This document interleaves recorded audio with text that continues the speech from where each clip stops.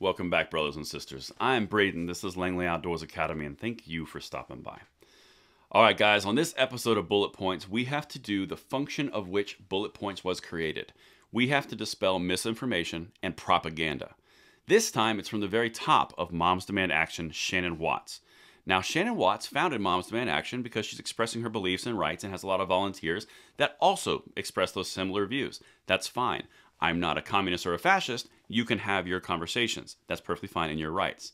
You can protest. You have all those rights as well. Unlike some, I'm not going to tell you you can't have an opinion because it disagrees with mine. Just saying. But this entire article that we're about to cover is written by the head of this organization, Shannon Watts, all about misogyny. She paints men as the main problem in the United States, makes a straw man argument, somehow figures out how to tie in gun control, then says we need to take the guns because that's the tool of misogynists of which she created. This is unintelligent, it's gross, in my opinion, sexist, and really disgusting. I'm just going to say gross and disgusting again. That's why we created Bullet Points. That's why we're on the mission that we're on, and we're going to pass the blessing of the Second Amendment along to the next generation. If you would like to join us in this quest, please, we're trying to earn that subscription. We'd love to have you along because we need support on the front lines here because this is the stuff we're fighting and this is poison. Now, let's dive into this. It's linked in the description box below and I want to hear from you guys. Research shows gun violence and misogyny are closely linked. It's time to make sure abusers can't buy guns. Abusers. Okay. So I'm going to quote Thomas Paine loosely, kind of a paraphrase. I would rather have trouble in my time so that my children don't have the same trouble. That's roughly the paraphrase. This is why we fight this right now. Let me know what you guys think because this is a thing. This came out yesterday by Shannon Watts. 3 very bad names I'm not going to say. These are just some of the words my fellow Moms Demand Action volunteers and I have been called over the past 9 years. We've become experts on the nexus between misogyny and gun culture because we've lived it, in person and online, since the day we decided to stand up to the gun lobby. So you're standing up to the gun lobby, that's fine, that's your right to do so, I disagree. But to tie misogyny based off of a few insults thrown at you and then paint an entire sex of the nation, half the nation, as this is a bit of a problem. And while we're hovering around the subject, the strength of a man is not measured in the arm or the accuracy of his firearm. The strength of a man is in his mind and his heart and his ability to control the natural fire that lives within him. You can control it for good, you can control it for evil. The strength of a man is not based in physical prowess, it's based in control of your mental and emotional faculties. You can help people or you can hurt people, and that is where the strength of a man is measured. Shannon doesn't seem to understand that, but let's keep going. To be clear, pro-gun activists don't disagree with us because they actually believe we want to take their guns away. They hate us because we're women. Really. So everyone watching this video and myself, I've made 300, now like 400 videos in the past year, 2 a day, most days. All of those have no constitutional basis. It's all because I hate women. You understand how stupid and lowbrow and unintelligent that is? They're floundering. They're losing power. They're losing control. So they've got to go back to the division. But let's keep going. Rarely do the men who proclaim themselves defenders of constitutional liberty direct message me about policy.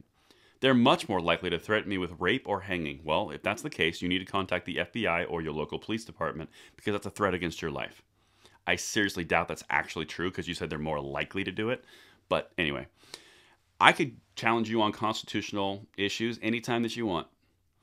Anyone in this audience could as well. The idea that we just want to hate women is so stupid and so unintelligent because we have no constitutional argument. This is all we do. Trust me, it's not about that.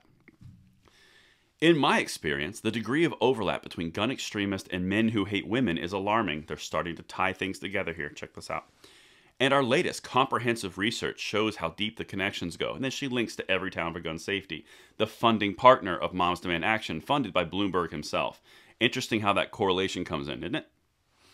Our report shows that for radicalized men who see violence as a means of taking back power, firearms are the tool of choice, and misogyny is a major component of far-right extremist ideologies. Misogyny. I'm pretty sure that I view, and I know a lot of the viewers on this channel view women as a partner.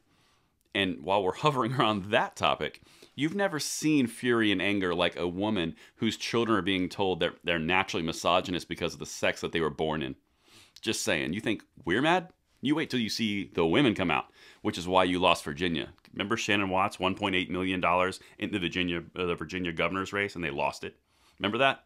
That's because you lost the women because you're calling their sons and their daughters and their children things that they are not. Anyway, let's keep going. Guns have long been a recruiting tool of the far right. They often get people in the door and are a vital part of extremist organizing strategy. So does misogyny. Bonding over a hatred of women or frustration with their inability to control them. So we hate them and we're frustrated we can't control them. Okay? Gets men through the door too. Once there, the anger and resentments grow and talk can turn into action. The combination of easy access to firearms and misogyny in our country has deadly consequences. So there's the meld right there. She creates the entire issue, straw man argument. This is what could happen. This is terrible. This is what I've personally experienced. That's every man. And then they have easy access to guns. So the problem over here that I created that doesn't exist now is exacerbated by the rights. So we need to get rid of those rights because the problem that I created. Do you see what they're doing? Okay, let's keep going. Every country is home to misogynists, so sexism is everywhere. So men are just evil across the board. It's almost like it ties into toxic masculinity. But only our country's gun culture and weak gun laws allow and encourage men who hate women to heavily arm themselves. So if you openly say you hate women, they say, "Oh, hey, here's your firearm. You get to join the club." No, that doesn't really exist. This is literally from the head of Moms Demand Action. It's unsurprising, then, that women in the U.S. are 20 times more likely to be killed with a gun than women in other high-income countries. Again, linked to Everytown for gun safety. 21 times more. So it's not an actual statistic that they are killed 21 times more. It's 21 more times likely. So it didn't happen. So that's a straw man argument again. You've got to pay attention to what they do because they set themselves up for this every time. The Senate is expected to unveil a bipartisan bill that would reauthorize the Violence Against Women Act and address the so-called boyfriend loophole, another loophole, because gun show loophole didn't work out. The failure in federal law to prohibit abusive dating partners who have not been married, so you're not married, lived with, you don't live with a person, or had a child with the victim. So none of those things. You haven't been married, lived with, or had a child. With the victim from obtaining or possessing firearms. So it's a loophole that you're dating someone and you're no longer dating them so they can't have guns. That's a loophole. They have their constitutional rights because you dated them, now they lose them? Okay. So that's the boyfriend loophole. Okay.